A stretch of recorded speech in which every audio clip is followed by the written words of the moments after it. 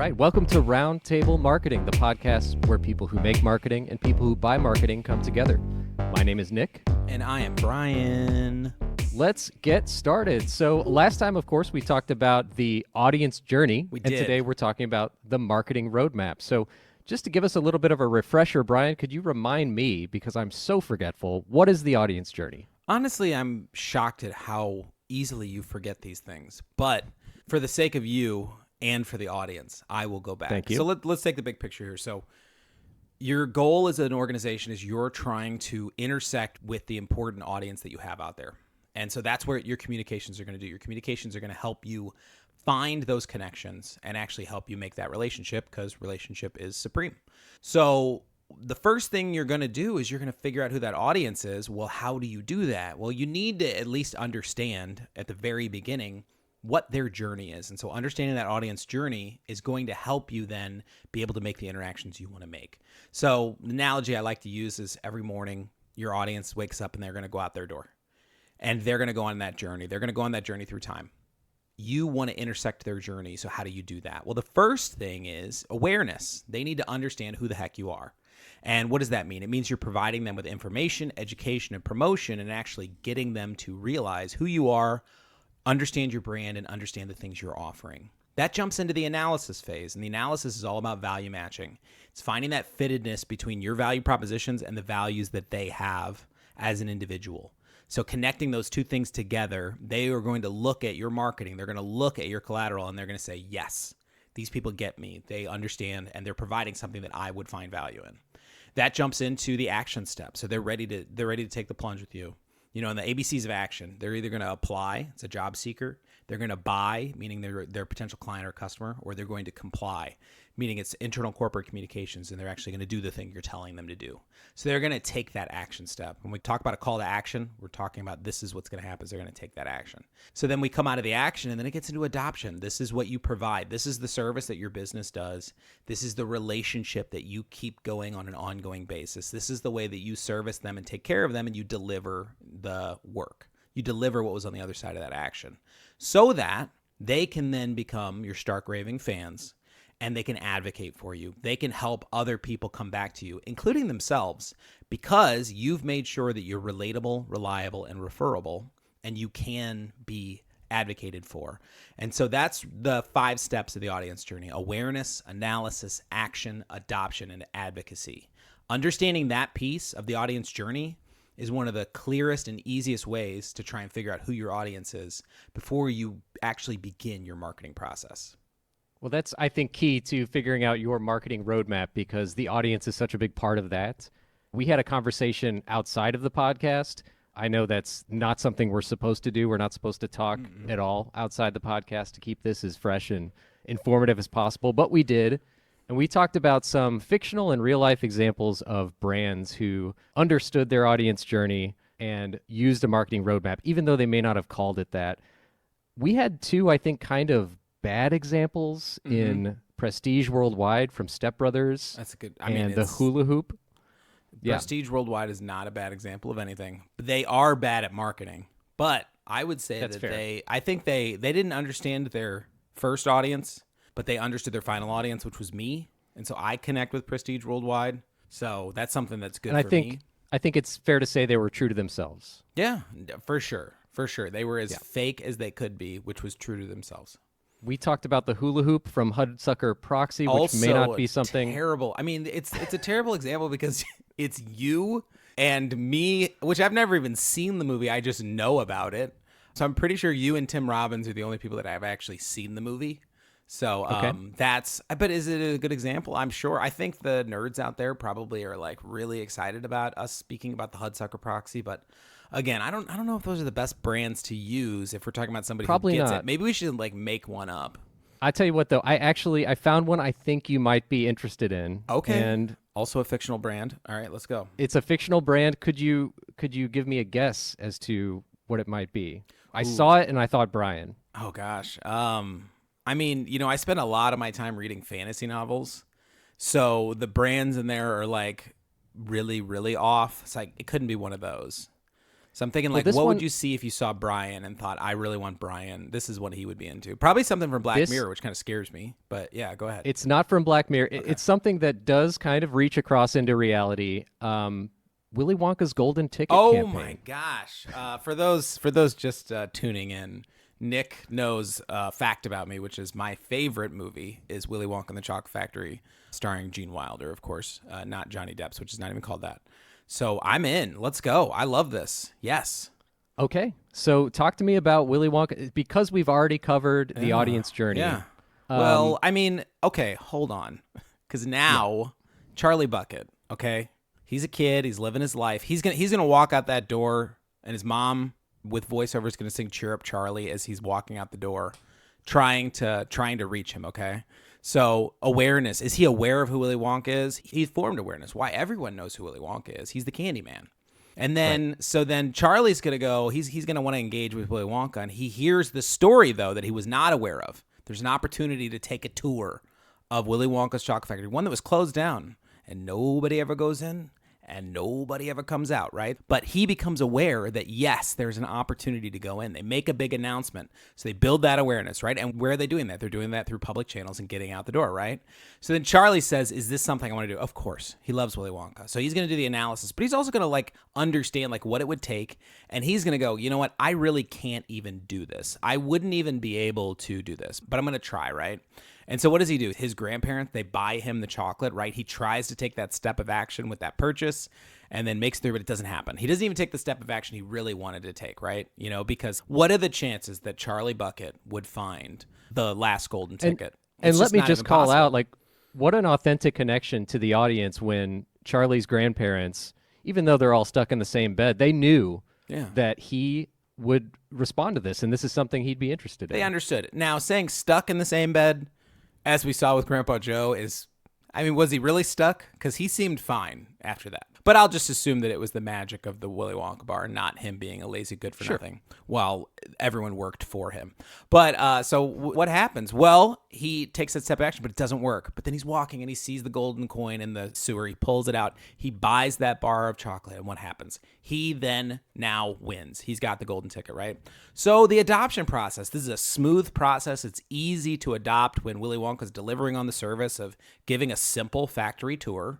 And it seems like as they go through that, it's the delivery process is so good that, spoiler alert, sorry guys, at the end, Charlie is now made the actual runner of the Willy Wonka's Chocolate Factory as a child. This is But an his extraordinary ability example. to advocate for Willy Wonka has now been, the delivery process was so good of the tour that now Charlie Buckets can now actually advocate as Willy Wonka. So his audience journey was great. And so now he'll be actually bringing lots more children in to suffer a similar fate as him. So it'll be great. But that would be the audience journey of Charlie Bucket. And I think that it's the perfect audience journey to use. Talk about connecting with your ideal audience and then maybe, losing some members of that audience that weren't quite a good fit. First of all, if you read the book, they all come back at the end. Okay. The movie doesn't show them coming back, but they do come back. I like to believe they all made it, but I also like the question of whether or not they did. I think a good cautionary tale for children is necessary, and I think that we've lost it in this day and age. We only have heroes. We need some kids that get sucked into a chocolate tube. Because you got to see that happen to know that that's gross that he was drinking out of there. That's contaminating the chocolate river. But I digress. Right. I mean, it is a great film, masterpiece. But back to our world. Let's get to, I'm advocating for it even. They did such a good job with that film. Here I am, right? But let's understand. So the marketing roadmap. So we now have, we don't even have to say a brand. I mean, Wonka as a brand, of course. But Wonka as the man. He's going to wake up in the morning, probably hanging upside down from some sort of like bat-like structure. Who knows? It's got to be something very weird. And then he's, after being cared for by the Oompa Loompas, he's then going to walk out his door on a marketing journey. Now, I don't mean when he walks out the door and does the flip. I know too many details about this movie. You may have picked the worst example, but he's going to walk out his door metaphorically and start his marketing roadmap. So what would be the target marketing roadmap for Willy Wonka? Nick, I'm excited to dive in. Let's do this. This is great. So I have some real life examples of brands too, just so that we don't get too stuck in the Wonkaverse, stuck in fantasy. But I thought of Apple computers. They really exemplify simplicity, elegance. They have a walled garden approach, a cohesive environment. They appeal to people who want their stuff to work. They want it all to work together. And that's how they market. And then Tesla, they appealed to a lot of folks with positive environmental impact, cutting edge technology. They had some lofty goals, something like letting your Tesla be rented out as a cab. But then there are hazards to that too, with the founder, with Elon Musk getting involved in governmental functions, how that might be a potential mismatch with some of their audience and that effect, whether or not that was a good idea for him to do from a Tesla standpoint and from a personal standpoint. So those were some real life examples I thought of, Tesla and Apple. I have not checked either of the stocks today, but them being two of the largest businesses that have ever been built, period.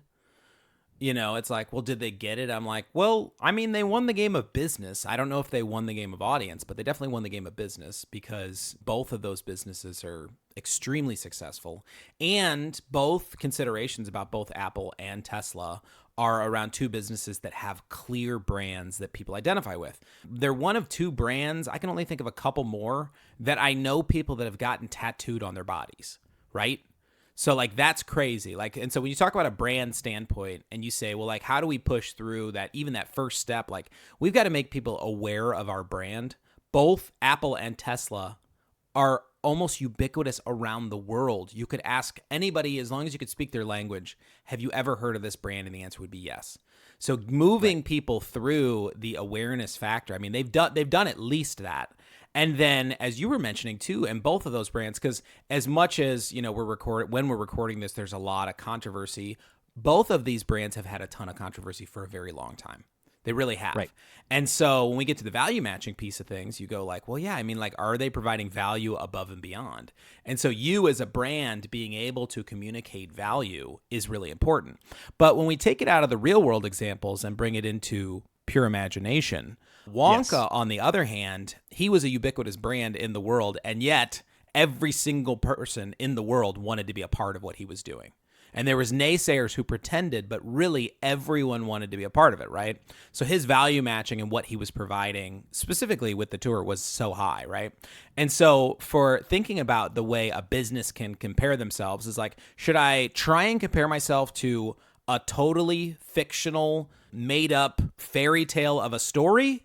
Or should I compare myself to Willy Wonka and the Chocolate Factory? I mean, in both situations, I think that a normal business that's listening to this show and listening to what we're talking about probably should not try to live up to either of those ideals because, quite frankly, like, you're not going to be either of them. You're not going to land that. And so when you're considering your journey as a business and understanding who you are as a business, the first thing to do is think about those people you're trying to serve and build a business for them. If you do make it to the top of that, flying elevator, that's great. But in the meantime, your journey up is going to be a good journey because getting to the point in a business where you can actually serve people and take care of people, take care of your audience as your clients, take care of your audience as your teammates and your talent, and just the watching world, actually take care of people around you, you're going to win the race because you're doing the thing that matters, reaching people. We're going to break down the key elements of the marketing roadmap, but first I want to ask you, like, what's the alternative to using a marketing roadmap? Is it just throwing things at the wall and seeing what sticks? And why is that not as good of an approach as taking that marketing roadmap or designing a marketing roadmap for your brand? Well, I'd say an analogy that makes a lot of sense here is every single family has a budget. Some families have a spreadsheet. So no matter what, you've got money coming in, you've got money going out, and then you got whatever's left, right? That's true of every single tiny economy that is a household, right? So for every single business, though, every single business has a marketing roadmap. Some people have it written down. Some people spent the time thinking it through. Some people actually went through and figured it all out. But every single business has a marketing roadmap. And why do I say that? Well, because for one, you're either not doing any marketing, and so your roadmap is about an inch long and it doesn't leave your house, right? You are doing a ton of marketing, but you're not really thinking of it in a strategic way. You are throwing spaghetti at the wall and seeing what sticks. Having a strategic, fully fleshed out approach, you may have it all planned out and everything may not work out the way you planned it, right? That's true of a budget as well. But creating the marketing roadmap helps you to be the most strategic, helps you identify the problems that you're going to have when you're going out into the world and trying to make marketing happen, trying to make business happen. And it's going to help you understand just as much all the things that you need to say no to as it does all the things you need to say yes to. I think that every single business has a marketing roadmap. Many businesses never wrote it down and never thought about it. Well, we talked obviously last time about the audience journey. As far as the marketing roadmap goes, what do you actually need to know about your audience, and then how do you find that out? So first and foremost, with an audience, you need to understand who they are. That can be both a one-sentence conversation, and that could be a lifelong pursuit. I consider the audience pursuit and treating audience first as something that we're always doing. But when you're building out your marketing roadmap, there's a couple things you've got to really understand about that audience. So first and foremost, if you're an existing business that's trying to reach customers, the best thing to do would be look back and say, who are we currently working with? Which of those do we actually like working with? Now let's define who those people are. Let's say we have 100 clients. Who are our top 10 clients? If I could eliminate 90 clients and clone those 10 so that I had 100 again, who would be the 10 I would clone? It's an interesting way to think about things because it's not always, well, these are our top revenue generators. A lot of times it's like, what do we do best as a business? Who do we work best with? What is going to be our longevity play? Who are we going to be able to work with on an ongoing basis? All of those components. So in figuring out who your audience is as an existing business, the trick is look back and start there and just say, these are the people that we think we can serve. You may look at your client base and go, we are not serving anyone we want to be serving. Or you may be starting a new campaign where you want to expand your reach and work with a bigger audience. So you may say, who are we not working with right now? Who's the group of people that we're not able to make contact with, make a connection with? So going through that list, just like I said, it could be a sentence, just understanding like who they are. Then when you dive in and you actually jump into who the audience journey is, understanding their audience journey roadmap, like their roadmap, where they're going to be going, awareness, analysis, action, adoption, advocacy, of course. What I like to do, though, is say, where do we struggle as a business? So understanding where you struggle as a business. No one has ever heard of us. You have an awareness problem. We have this whole entire client base that we're trying to upsell on an existing service, and they just don't know about the service. We have an awareness problem, right? They know about us, but we're losing. We keep losing to the competition. We keep losing to just people not taking a step. They're struggling with analysis. They're struggling figuring out who we are and making that decision. We get into the step, and then they get through it, but then they just literally can't take the next step. They can't swipe a credit card. They can't make a purchase. They can't do what they need to do. They don't know how to do what they need to do. They don't know what that next step is. They have an action problem. We get them through, but we're losing people after they've swiped their credit card with us, figuratively or literally. We're struggling because our delivery problem, we have delivery problems figuring those things out, right? And then, you know what? We have these clients and they absolutely love us, and we never do anything about it. We really haven't figured out how to have them help us advocate. So we're struggling with the advocacy. We're struggling with people figuring that out, or we're really not reliable. Maybe we're not doing a good enough job that they would want to. So understanding in your audience's journey where you're having a misconnection with them will also help you understand in your marketing roadmap the point where you need to put the biggest amount of energy. So that's where your audience is. But now let's say, okay, we're actually going to dive in. We understand who that audience is. We understand where we're making connection. So now we want to get into how do we figure out who that audience is in more than just a sentence? How do we figure out who they really are? And there's really two major ways that we talk about doing that. Number one is your customer persona building. So understanding in your customer persona, this is the three major characteristics we would talk about would be their demographics, their geographics, and their psychographics. Demographics meaning the factors about them that are important, the things you need to understand about them that are relative to them. I sell Barbie dolls, right? Well, who are my demographics for Barbie dolls? Well, I'm going to understand that a 7-year-old girl like my daughter loves Barbie dolls. Well, who else loves Barbie dolls? Because we just had a major motion picture, a huge blockbuster, sold, $1 billion worth of tickets, right? It couldn't have just been 7-year-old girls seeing it. So Barbie, understanding their audience and understanding the demographics of their audience, that expands much more than just 7-year-old girls, right? It's a bigger brand. It's more important than that. Right. You've got nostalgic millennials, nostalgic Gen X. nostalgic boomers. I mean, everybody, Yep. right? So you've got a lot more people that are going to be looking into Barbie than that, right? So understanding their demographics, understanding age, understanding gender, understanding those characteristics of them that are going to help you target in better is understanding those demographics. Now let's look at the geographics. Where is your audience located? So if you have a magical chocolate factory, it is a worldwide competition you're running to bring people from all over the globe to come to your chocolate factory, right? If you are a lemonade stand, you don't need to market yourself around the world. You just need to market yourself to the cars that drive by, right? So geographics of your audience is very important when you're trying to figure out who that audience is. And then that last part is the psychographics. And I like to think of psychographics with their values and understanding the values that they have and the way they think and the way they react and the way they embrace the marketplace, understanding those things, which leads into value proposition design, which is the art of figuring out what those values are with your audience and then understanding how you create value propositions that reach that audience's values. And so you can connect with their psychographics and actually marry those two things together. And I think it's important to note that that value prop design you're talking about, it may reveal to you that there's a greater potential audience out there. However, you wouldn't want to necessarily design that value proposition in a way that would alienate your core audience. Yeah. So, serve that main audience primarily. Well, and it's a good example you say there, because if your goal is to sell Barbie dolls, focusing on the end user, the child who would be playing with them, that would ask for the Barbie dolls, focusing on the parent who would be buying them, the family member or the friend who would be buying them, the grandparent who would be buying them, that's who Barbie would want to focus on. And so understanding that audience and making those differentiations is important, because there would be a lot of wasted time if you went after Sid from Toy Story, because Sid will not buy, he probably is not going to buy a single Barbie. He's just using the Barbie dolls that he's stealing from his little sister and his neighbors. And that's part of the appeal for Sid, no doubt. So the customer persona building, the value proposition design, these are foundational to the next step.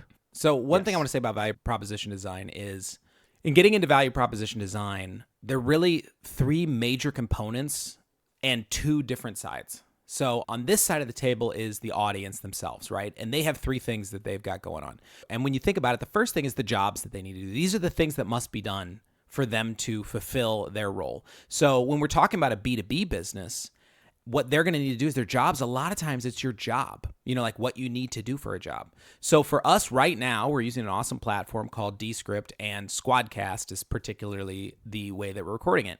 You and I need to record a podcast, right? So that's one of our jobs. We want to record our podcast. So we're using Squadcast to get the job done, right? So we have a job. We need to record a podcast. We would like to have it where we've got different tracks that we can use so we can edit between us. We want something that makes us look good. We want something that makes us sound good. Those are gains for us, right? So it would be better for us to work if we had discrete audio tracks and discrete video tracks, right? And then a real pain is, if we're trying to record over Zoom, we don't get those separate tracks, but more if you have a bad internet connection or I have a bad internet connection, it's just not going to get recorded. That's a pain, right? So it's a pain point for us. So we have jobs, gains, and pains. Those are the three components. Now, on this side of the table with that fittedness is our value propositions. So Squadcast value proposition would then be they're trying to sell to us. So Squadcast says, okay, you have this job that you need to do, record a podcast. We do that. You have this gain that you would like to reach, which is you have everything recorded separately, so you can do editing and you can do everything you want to do. We record everything separately into different channels. Every guest has their own recording. And then we go, okay, well, we have this real pain point where, oh my gosh, people's internet can be bad and we can lose that. Well, guess what? We record locally on their computer and then we upload those files when they're done. So even if you lose internet connection in the middle, you still have all your recording files as best as they can be done for each person. So we had 3 points there, our jobs, our gains, and our pains. And over here, they had services, which meet those jobs. They have gain creators, and then they have pain relievers, right? So creating the fittedness between our values and their value propositions and bringing those things together is how that's done with value proposition design. And by the way, I want to give a shout out to Strategizer. Strategizer developed value proposition design. That's what I follow, capital V, capital P, and capital D. That's the methodology I use. And I highly recommend for anybody that wants to get real nerdy about it, dive into their book, Value Proposition Design. It's a fantastic book and a really great way to think about the psychographics of your audience so that you can best meet them. In many ways, it's about breaking down what you kind of already know in your gut, but defining it in a way that will help you then build a brand, create content, and then manage those customer relationships. And I'll take it a step further. Documenting all of the things that you have in your gut will often show you the things you didn't really think about. So if we get into the Barbie analogy again and we say, gosh, it's like there really is a whole secondary market for Barbie that we haven't really been thinking about because we said, oh, we have these nostalgic boomers, right? Who are like played with Barbie as kids. Well, if we offer a product to them as a collector's item, it's not really a playing item. It's actually a collector's item designed just for them. That's something they may be more interested in buying, right? And so the gut feeling plus documentation can often help you understand. It's like, well, we have this whole audience that we really haven't been serving because we've been treating it like a product for little girls. We make this movie and the movie makes $1 billion and then we have all the merchandising for the movie, but can we take it where we add another audience, which is we're picking up that audience of viewers and giving them a product? So those are things that you can do because you document it. You can get past your gut and get to even more value. Well, if we're going to get into brand next, do you want to talk at all about the everlasting gobstopper? I mean, is that a worthwhile I could talk discussion? forever about the everlasting gobstopper. But getting into brand, I do think it's good to think about, so the Willy Wonka brand, right? So like you understand that it's this global brand that's all around the world. But what's it called? It's called the Willy Wonka Chocolate Factory. And while on the smokestack, it has a big sign. The sign is Willy Wonka. The 1977, I believe, version of the film decided to rename it. Do you know why they decided to rename the film? I don't know why. So the book's called Charlie and the Chocolate Factory, but they named the film Willy Wonka. Why? Do you know who funded the movie Willy Wonka and the Chocolate Factory? Oh, would it be Nestle or the holding General company Mills. General Mills wanted to launch a chocolate brand that could compete with Hershey. This is marketing in the real world. Absolutely. I mean, it really is. Yes. So the movie existed because General Mills was like, we want to launch a candy brand. And so because we want to launch this candy brand, we're going to use this existing property and we're going to license it. And so we're going to pay for this book to be turned into a movie. And that's what happened. That's why the movie exists, is because. So when you watch the very beginning of the movie, if anybody doesn't remember this, I feel bad for you. The very beginning credits of the movie are just chocolates being made. And it's fantastic, right? You're just literally watching. I've added that to our video podcast right here, by the way. Oh, good. But that's the very beginning of it, right? Why? Because they were selling, okay? So the brand, right? Mm-hmm. Well, it's interesting because in the story, though, the brand is not just the chocolates. The brand is the Candyman. The brand is Willy Wonka, right? So he's the brand. So what does it mean for this whole entire story for them to understand the brand? Well, Gene Wilder, and again, this is a podcast, so you guys are in for this. I know way too much about this movie. Gene Wilder, in his development of the character, he had a couple of demands for the way he wanted Willy Wonka to play. And so one of them, which is one of the most memorable scenes in the movie, is the first time we ever see the man, Willy Wonka. He walks out with a cane on a brick road, a brick-lined path out of the building. And he walks out with a cane, and everybody cheers, but then everybody's really quiet because he walks very slowly, and he seems very decrepit. Then his cane gets stuck, and he keeps walking past the cane, and now he doesn't have his cane. And he falls down and turns it into a somersault and flips up with a flourish, and he stands up. And you realize he didn't need the cane in the first place, that the whole thing was just a way to excite the crowd and surprise them. Well, Gene Wilder said that was actually his idea to include that scene. And the reason why Gene Wilder said it was, he goes, I want the audience to never know if Willy Wonka is a good guy or a bad guy till the very end. I want them to question who Willy Wonka is, right? So even Gene Wilder in the making of this film was thinking, I need to consider the brand, right? So now let's go to the bigger question, right? So what is your brand? Your brand is the way you're perceived by that audience. And really, I mean, there's 8 billion people on the planet. You have 8 billion brands. So what does it mean for you to cultivate and shape that brand? Well, that's what branding is. Branding is you actually taking the necessary steps to shape that brand. So in the making of the movie, Gene Wilder shapes the brand of Willy Wonka. But in the inside of the movie, the Wonka brand, they build the entire candy company all around this character that is Willy Wonka. And he has legend to him, and he has stories that they do share and stories that they don't share. And they have logos. He wears a purple suit. There's all these things that they use to develop the brand of Willy Wonka, because those are all branding. Those are steps that they can take to cultivate and shape the impression of that person around the world. And that was a way that they shaped that brand. And so what do we call that? Well, we call it branding. So your brand is your perception by the 8 billion people in the world. Your branding are the steps you take as an organization to shape that brand. So where does that come down to? Well, the name of your business, the logo of your business, the design of the way you present yourself. There's other components of branding. There's your brand voice, how you sound, how you actually, when you write, what voice do you write in? Do you always sound clever and witty? Do you always sound straightforward? Do you sound very formal? Do you sound very informal? Asking questions like, do you use emojis in your post, or do you not like emojis? Or do you use some emojis and not many? These are all components of the voice of the brand. And Nick, you understand this because you work a lot with clients on their voice. Talk to me a little bit about how that comes through when you're actually implementing the brand into their collateral. What does that look like? How do you go about that process for a client?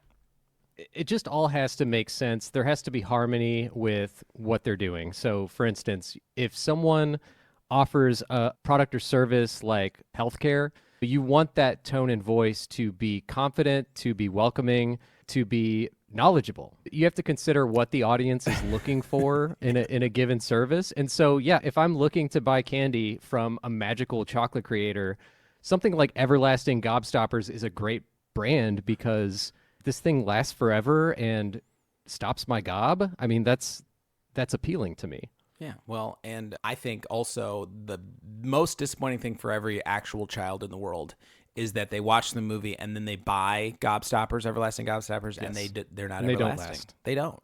Exactly. And I don't know. I've been disappointed for years, so. Yeah, but developing that tone and voice, it really goes back to what we were talking about at the beginning, where you're understanding what people are expecting and what they're looking for, and then you're also wanting to be authentic on some level, because if you're not speaking from some place that's true to what you do and how you do it, people can sniff that out, and that can create some problems for you. The brand is a major way for you to reach out and connect with your customers. So that kind of leads me to thinking about the customer relationship. And the customer relationship is two ways. It's a relationship. Like you said on our last episode, it's built on communication. And so what does your brand communicate?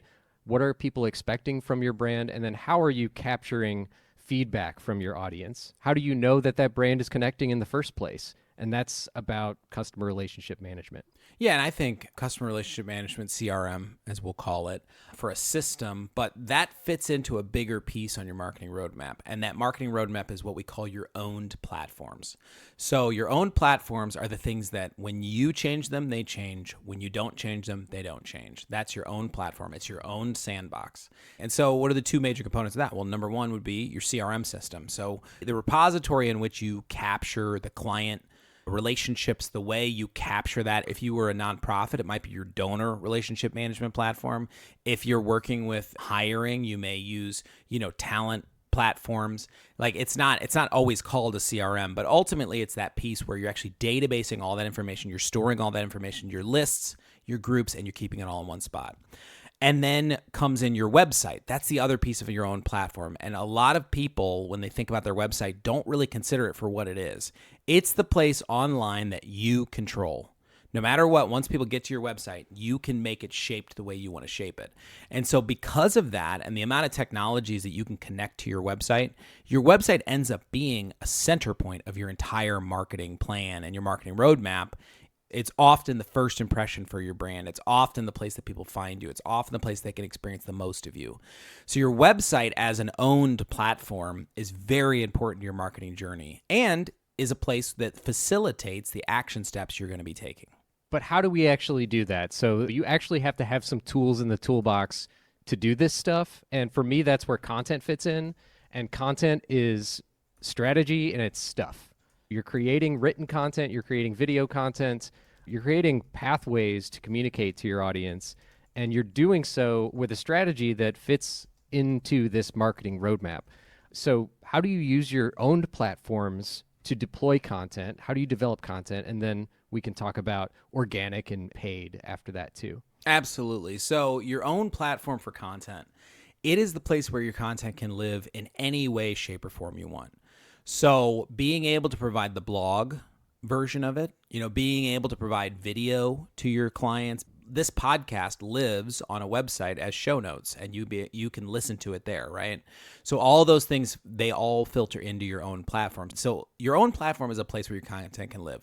But that early stage content, the static content that doesn't change all the time, unlike your blogs, unlike relative content that's going to be changing on a regular basis, offers you're providing, etc., those are changing all the time. But your static content, your about us, your way that you describe the business, your locations, like how people find your business, your services, listing out what you do, all of those things are on your website.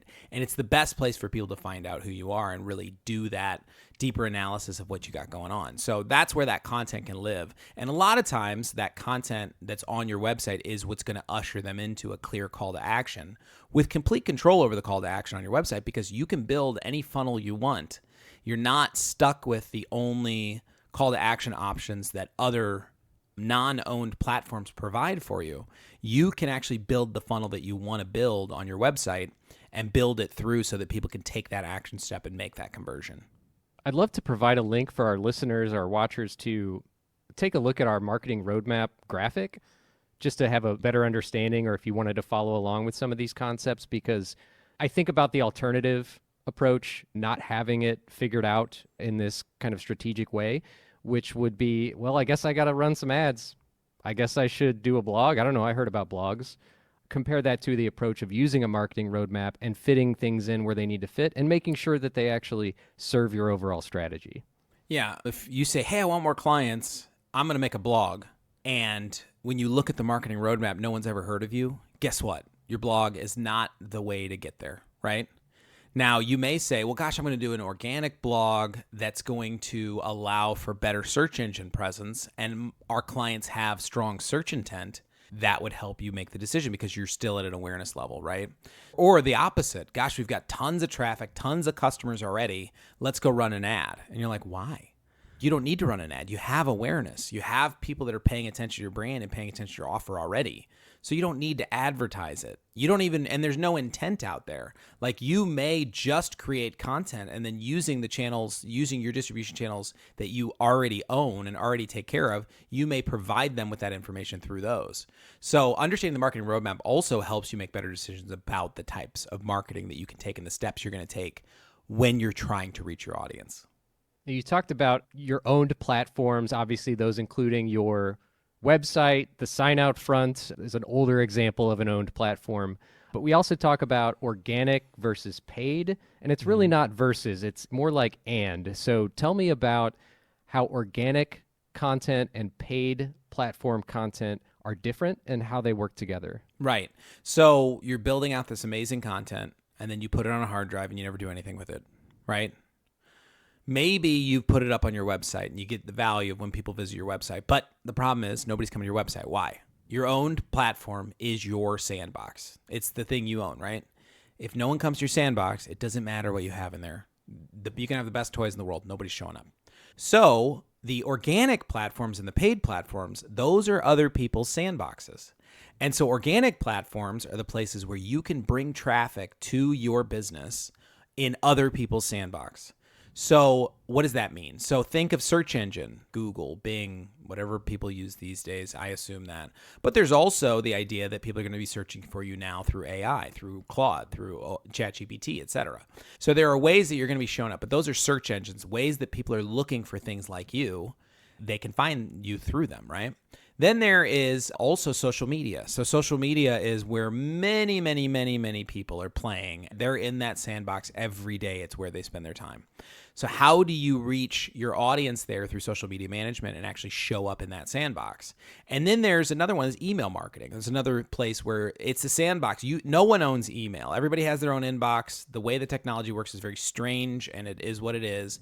But it's still a prime way of creating awareness and reaching people is email. So email marketing, how do you manage that email and how do you actually get out to people? So those are organic platforms. They're not pay to play. They're places where you're getting out there and you're creating content that reaches them. Search engine optimization, you're doing it on your website. You're managing your Google business profile. You're managing your profile on Bing, on Apple Maps, etc. You're going to be actually managing that, right? Social media management, you're creating content that's going on to this platform. And email marketing, you're actually creating those emails and distributing to your audience and getting them out to lists that you've captured and created. So then it gets into the paid platforms. So that differentiation is now you're going to start sliding your credit card and you're going to start reaching people. So search engine, you're getting right to the front of the line. You're creating ads that are getting to the top of Google. You're creating ads that are showing up in the map before the organic searches, right? So those are pay-to-play platforms. Then you have social media marketing. Those are ads that are running on social media, or you're working with influencers and paying influencers, or you're doing branded content, you're doing partnerships, but you're paying money, right? And then you get into these deeper sales funnels of like, how do you manage those sales through paid marketing channels? So how do those two things make a difference? Well, paid is fast marketing. It's fast and it's short-term marketing. Not that you wouldn't be running paid for a long time, but your ads are only live when they're live and then they're down, right? Organic is longer term and slower marketing. So when you're doing organic platforms, it's going to take you longer to get results, but your content and what you post on organic channels will last longer. Even email can sit in somebody's inbox for a while, right? So there is the difference between paid is fast, but paid is short. Organic is slower, and organic is longer term. And which one should you use? It very much depends on where your buyer's intent is. It depends on what stage you are in your business and where you want to engage and what your pipeline looks like. Those are all going to be differentiators that help you decide that when building awareness, am I going to go to the paid platforms or am I going to use the organic platforms to build that awareness? I'm glad you mentioned stages of business because some businesses might have this luxury where they develop a marketing roadmap and it just really works for them. It's really a good fit and they can stick with it. They'll still have to make changes as technology advances and as their audience moves around and ways to find them adapt and change. But I would say that most businesses have to revisit this. Wouldn't you agree? Yeah, not only do you need to be revisiting your marketing roadmap, you need to be understanding your audience journey on a regular basis and understanding where your audience is living, what's changed. Has your audience completely moved and disappeared? Should you be focusing on a new audience? So in the same way that you need to be treating them like a living organism, because they are, you need to be treating your marketing roadmap as a way to reflect the changes that happen in your audience and understand that when you want to increase the impact that you're making with your audience and actually get them further down that journey towards advocacy, having your marketing roadmap as regularly something that you address is very important. Now, paid marketing you'd be doing, you're going to be looking at that every day. You're going to be looking at those ads. Yes. You're going to be creating campaigns. Your audience, you're not necessarily going to be changing that very often. As a business, you might be finding new audiences, but you're really not changing that, right? Your brand doesn't change as frequently. Your website changes more frequently than your brand, but less frequently than your content. And so as you go down the marketing roadmap, the further you get down the roadmap, the more change and the more frequency of change you're going to be experiencing. And the earlier on the marketing roadmap you are, the less change you're going to be seeing on a regular basis. Because we're running out of time here, I'm just going to spoil the ending, which is just get started. Yes, just get started. And for all of these things, at any step of the way, just do the thing. Start working on them. Don't wait. Because if you wait, you're just losing that audience that you could have been interacting with as a business. And the worry that you have around, gosh, is it going to be perfect? Is it going to be exactly what I need? I can guarantee you not doing anything is not going to grow your business. But what I want to do now is I want us to start teaching people these components and where they can get started. I want to dive into that because like you said, it's like, just get started. I mean, yeah, that's the answer, is just get started. Like how do you really do value proposition design? We need to spend some time really talking through that and helping people understand that, giving them resources. So where I see this going and where I think me and you really are going to find a lot of fun is to start teaching people the things that we just sort of treat as assumed that this is, if you wanted to start launch a social media channel, this is what you would do. But we're going to help people figure those things out. And I think that we ought to do a series where we talk about each of those pieces and give people more of a deep dive into how do they get started. If they were going to, if they wanted to start out in their business, they're going, gosh, I literally don't even know where to start. We'll go, okay, well, we know one thing, audience first, let's go. And so we teach them how to do that. So I think that's where we go next. And so what are we going to do next week? Well, let's see. But I think that the audience should get excited about truly getting not the 101 version of everything.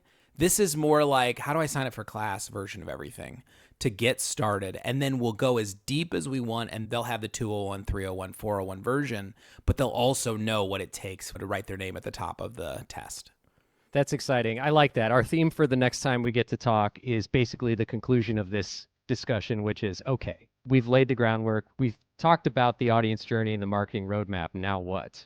Now get started. Let's go. Just get started. So let's end by saying just get started. And Brian, this has been the Roundtable Marketing Marketing Podcast, where people who make marketing and people who buy marketing stick their heads together and figure some stuff out. Yeah, I'm changing it every time. Clunk them together. You can figure it out. Yeah. All right, Brian, it's been awesome. Talk to you next time.